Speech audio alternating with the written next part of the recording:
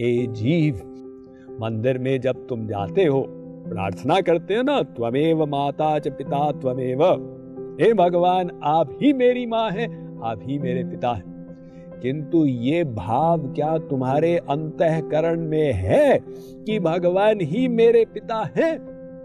तुम्हारा अंतःकरण तो ये भाव बनाए हुए है, मेरे असली पिता घर में है, उनकी प्रॉपर्टी में मेरा हिस्सा है, मिलेगा।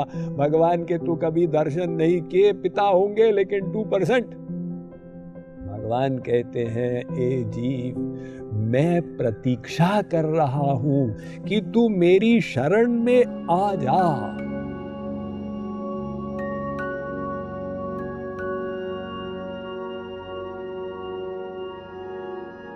एक जीव भगवान से झगड़ा कर रहा है। वो कहता है, अपि गर्त मुके गतः शिशुः पथिके नापि निवार्यते जवात् जनकेन पतन भवार्णवे न निवार्यो भवता कथम विभो।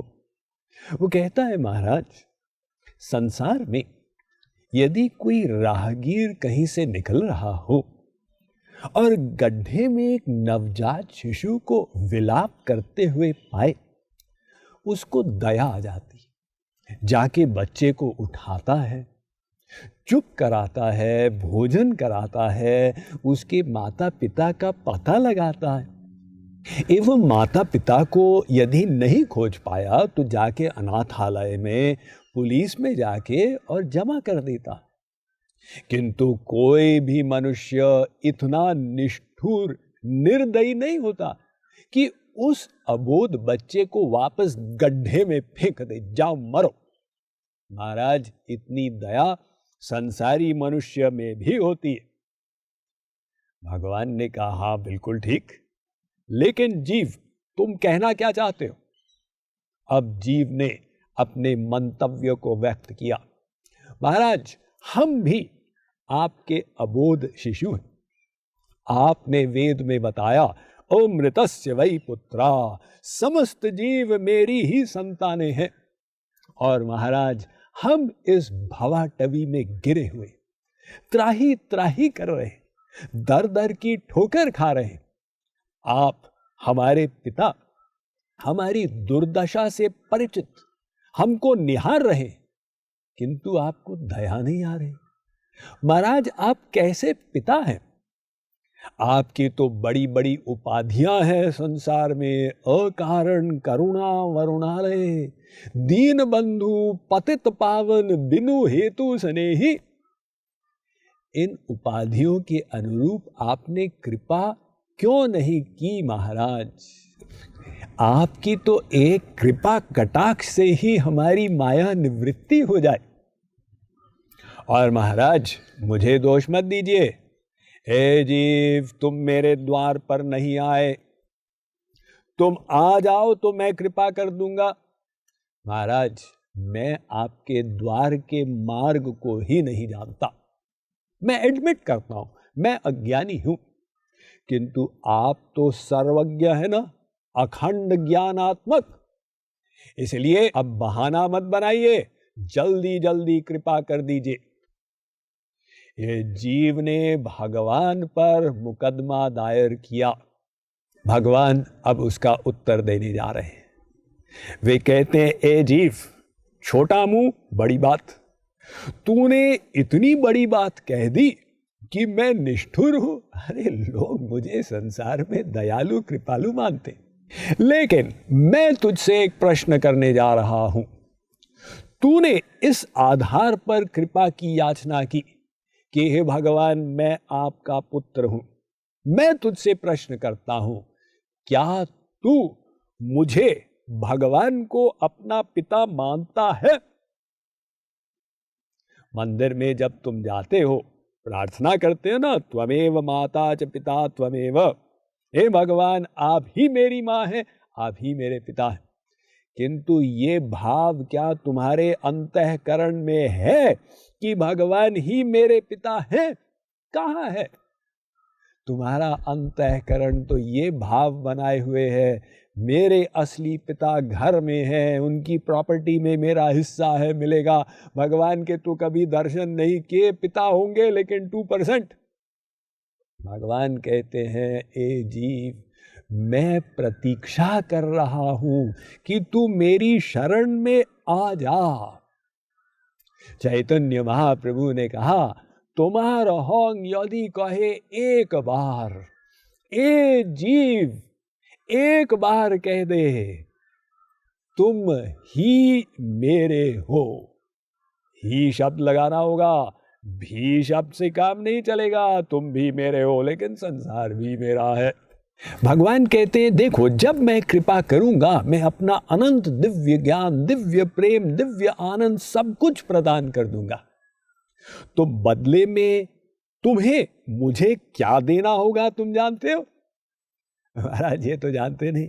तो पहले ये समझ लो कि मैं देता क्या हूं और लेता क्या हूं। जीव ने कहा, ठीक है महाराज, आपकी भी सुन लेते हैं, बताइए। अब भगवान ने कृपा के लिए अपनी शर्त को समझाया। तो दस्येव शरण आमहस्य, ए जीव तुझे मेरी शरण में आना होगा। यानी शर्त कृपा के लिए है शरणागति। ते त्वा मदा इंद्र मादयम तु शुष्मिणम तु विराधसम जरित्रे एको देवत्रादयसे। ये ऋग्वेद पुनः कह रहा है कि अगर तुम श्रद्धा युक्त होकर समर्पित हो जाओ, मैं तत्काल तुम्हारी माया निवृत्ति करा दूंगा। एक क्षण की देर नहीं लगेगी। क्षिप्रम भवति धर्मात्मा शश्वत शांतिम निगच्छति। फिर वेद में भगवान ने कहा, उदुतिष्ठ स्वधुरस्तवानो देव्या कृपा। ए जीव, यदि तुम मेरी प्रॉपर्टी चाहते हो तो समर्पित होना होगा। भगवान कहते हैं, मैं बार बार कह रहा हूं शरण में जाओ, तुम मानते क्यों नहीं? जब संस्कृत के विद्वान वेद पढ़ते हैं तो उसमें त्रुटि निकालते हैं। वे कहते हैं कि एक ही बात को बार बार दोहराया जा रहा है। क्या भगवान की मेमोरी कमजोर थी कि कुछ कह दिए फिर भूल गए, फिर उसको रिपीट कर दिए? साहित्य की दृष्टि से यह पुनरुक्ति दोष माना जाता। भगवान कहते हैं, भाई देखो, मेरी मेमोरी कमजोर नहीं है, मैं अखंड ज्ञानात्मक हूं। मैं इसलिए रिपीट करता हूं क्योंकि जीव की मेमोरी कमजोर है, वो पढ़ने के बाद भूल जाता है। तो मेरे रिपीट करने का तात्पर्य यह है कि वो सिद्धांत जीव के मस्तिष्क में बैठ जाए। इसीलिए हमारे यहां वेद शास्त्रों का इतना विस्तार है। वरना वेद व्यास ने जो अष्टादश पुराण में 4 लाख श्लोक लिखे, उसी बात को 4000 श्लोक में या 400 श्लोक में ही समा पाते। आप लोगों ने एक श्लोकीय रामायण सुनी होगी ना। आदौ राम तपोवनादि गमनम हत्वा मृगम कांचनम वैदेही हरणम जटायु मरणम सुग्रीव संभाषणम बाली निग्रहणम समुद्र तरणम लंकापुरी दाहनम पश्चाद रावण कुंभकर्ण हननम चैतधि रामायणम। पूरी रामायण खत्म हो गई। तो भगवान ने बार बार महत्वपूर्ण सिद्धांत को दोहराया कि हम उसे ग्रहण करें।